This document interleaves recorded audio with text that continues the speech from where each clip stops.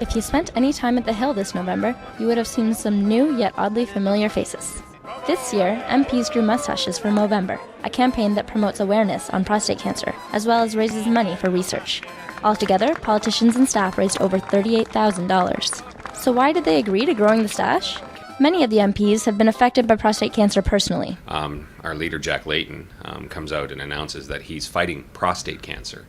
And so it was then at that time that we decided we would like to do something as a caucus. Right now, a very good friend of mine just had his prostate operated on a week ago today. My dad has had prostate cancer for the last 12 years, I believe, and it's just spread recently, and so he's gone into the hospital. And so during this time, I was particularly moved to be involved. And also, this campaign had a broader theme. It raises awareness and it gets the messages out there to say, men, get in, get tested. That's the great thing about MOvember is everyone asks about the dirt that's growing under your nose, so you have to explain it. Jack Layton personally appreciates the influence these mustaches have had.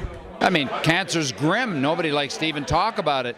But if you can have some fun with it and talk a little bit more openly, that's going to produce better health for everybody.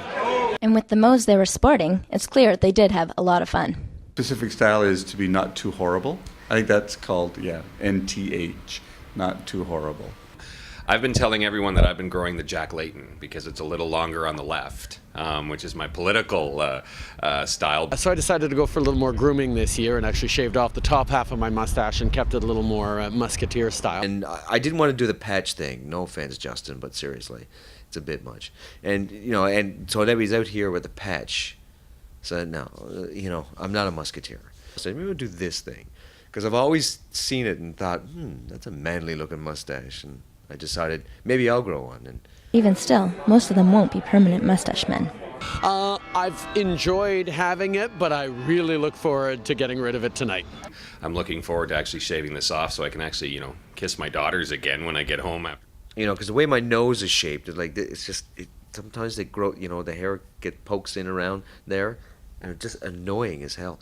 And you do a lot of this, I find. Despite the good cause, the MPs were quick to admit that they looked pretty silly. You're in public life, you have to take the opportunity of MOvember, because then you have an excuse.